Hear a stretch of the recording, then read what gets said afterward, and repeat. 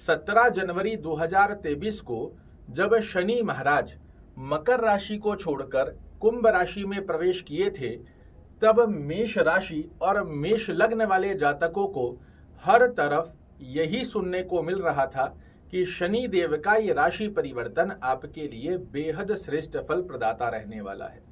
किंतु हकीकत ये है कि शनि महाराज के राशि परिवर्तन के पश्चात बहुत से मेष राशि और मेष लग्न वाले जातकों को अच्छा तो कुछ नहीं देखने को मिला, अपितु दिन ब दिन कुछ ना कुछ समस्याओं का सामना करना पड़ रहा है। आज के इस कार्यक्रम में मैं आपको यही बताने जा रहा हूं कि 2023 से 2025 की गतिविधि में शनि महाराज का एकादश भाव में प्रवेश आपको शुभ फल देगा भी या फिर बेफिजूली में कर रहे हैं आप इंतजार। किस प्रकार और किन लोगों को शुभ फल प्राप्त होंगे, कैसे होंगे, संपूर्ण जानकारी के साथ आज आपके सामने उपस्थित हुआ हूं और बड़े ही सूक्ष्म शब्दों में आपको समझाऊंगा। इसे यदि आपने समझ लिया तो समझिए 2025 तक की गणना को आप भली भांति समझ पाएंगे। मेष राशि और मेष लग्न वाले जातकों के लिए शनि देव आपके कर्म भाव के स्वामी हैं। आपके एकादश भाव, जिसे आय अर्निंग का भाव कहा जाता है, इसे आपकी डिजायर्स को पूर्ण करने का भाव कहा जाता है। इन दो स्थानों के स्वामी हैं। पूरी राशियों का भ्रमण करने के पश्चात 30 वर्ष बाद शनि महाराज आपके एकादश भाव में प्रवेश किए हैं, किंतु बहुत से लोगों को इनका श्रेष्ठ फल देखने को मिल ही नहीं रहा। किन लोगों को नहीं मिल रहा, पहले ये जान लीजिए। ऐसा नहीं है कि सभी मेष राशि वाले जातकों को यह फल प्राप्त नहीं हो रहा, किंतु किनको नहीं मिल रहा है, कौन लोग बेफिजूली में इंतजार कर रहे हैं कि अब शनि महाराज हमें लाभ देंगे, वो पहले समझ लीजिए। यदि आप मेष राशि या मेष लग्न के जातक हैं और आपकी कुंडली में लग्न में ही जहां 1 नंबर लिखा है, इस स्थान पर यदि शनि महाराज विराजित हैं, यहां पर बैठकर शनि महाराज नीच के हो जाते हैं और ये कभी भी आपको शुभ फल नहीं दे पाएंगे। लग्न से 6वें घर में, लग्न से 8वें घर में या लग्न से 12वें घर में यदि शनि महाराज आपकी कुंडली में विराजित हैं, तो आप बेफिजूली में शनि महाराज से शुभ फल की कामना कर रहे हैं। कार्यक्रम को पूरा देखिएगा। इन स्थानों पर भी शनि कैसे शुभ लाभ देते हैं वो भी आपको बताऊंगा, किंतु सबसे पहले जान लीजिए उन मेष राशि वाले जातकों को शनि महाराज के इस राशि परिवर्तन का लाभ नहीं देखने को मिल रहा है, जिनकी कुंडली में शनि महाराज नीच के हो रहे हैं, लग्न से 6वें, 8वें या 12वें घर में विराजित हैं। जिन लोगों की कुंडली में द्वितीय भाव में, चतुर्थ भाव में, पंचम, सप्तम, नवम, दशम और एकादश भाव में शनि हैं, तो ऐसे बहुत से लोग हैं जिनको 17 जनवरी के पश्चात ही शुभ फल मिलना प्रारंभ हो गए हैं। अब इन शुभ फल वालों के लिए भी 3 कैटेगरी बनी हुई है। बहुत से लोगों को 17 जनवरी के बाद से ही बहुत बड़े बड़े लाभ होने लगे, कई लोगों को धीरे धीरे हो रहे हैं। तो ये समझिए कि किनको बड़ी तीव्रता से लाभ मिलेंगे, किनको धीरे धीरे 2025 तक शनि महाराज पुष्ट कर देंगे और किनको लाभ देखने को मिलेंगे ही नहीं। तो सबसे पहली स्थिति मैंने आपको बता दी, किन लोगों को लाभ नहीं देखने को मिलेगा, जिनकी कुंडली में शनि महाराज नीच के हैं, 6, 8, 12 में विराजित हैं। इन स्थानों को छोड़कर जहां कहीं शनि महाराज विराजित है, अगर डिग्री वाइज ये युवा अवस्था में बने हुए हैं, 100% 17 जनवरी के पश्चात ही आपको लाभ मिलना प्रारंभ हो चुका है। और यदि आप भी उनमें से कोई एक हैं तो कमेंट में जरूर से बताइएगा।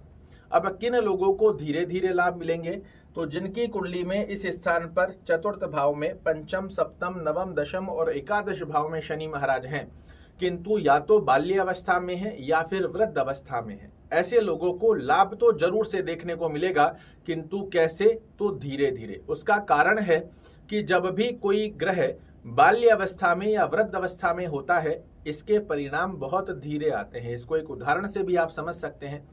आपके ही घर में कोई छोटा बच्चा है या वृद्ध व्यक्ति है, उसे आप कहोगे एक पानी की बोतल पकड़ा दो, तुरंत रूप से आपको लाकर दे देगा।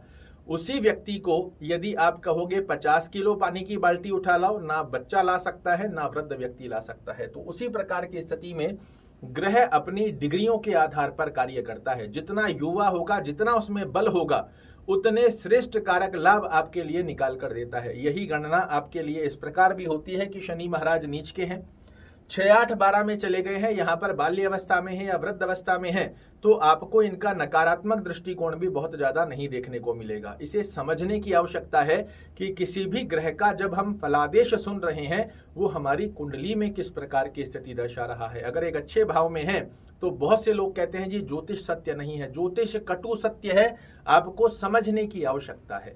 अब तीनों कैटेगरी, जिनको धीरे लाभ मिलेगा, जिन्हें तेजी से लाभ मिल रहा है और जिन्हें नहीं मिलेगा, इन तीनों को ऐसे क्या उपाय करने चाहिए जिनसे शनि महाराज हो जाए प्रसन्न और दे आपको मनचाहा वरदान।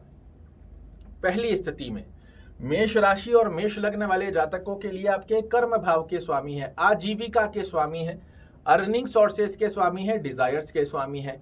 इनको जितना आप प्रसन्न बनाकर रखेंगे उतना ये जीवन में आपको सक्सेस देते हैं, क्योंकि ये बात तो हम सभी जानते हैं कि कर्म करेंगे तो पैसा आएगा, पैसा आएगा तो भौतिक सुख प्राप्त होंगे।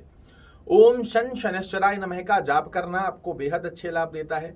शनि चालीसा का पाठ करना या सुनना, दोनों में से जो भी संभवत स्थिति बनती है इसको जरूर से फॉलो कीजिएगा, आपको अद्भुत रूप से लाभ देखने को मिलते हैं। इनका नाम शनि है। शनि अर्थात धीरे धीरे, ये धीरे धीरे पुष्ट करते हैं किंतु जड़ से व्यक्ति को मजबूत कर देते हैं। एक बात को जरूर से ध्यान रखिएगा, शनि का जाप या शनि का पाठ जब आप करते हैं तो सूर्य अस्त होने के पश्चात करना चाहिए। दिन में प्रातः काल में शनि से संबंधित कोई भी जाप पाठ करने का फल आपको प्राप्त होता नहीं है, तो शाम के समय में ये प्रयोजन करें। दूसरी अवस्था, हम सभी लोग जानते हैं शनि महाराज न्याय प्रिय हैं, इन्हें नवग्रहों में जज की उपाधि प्राप्त है।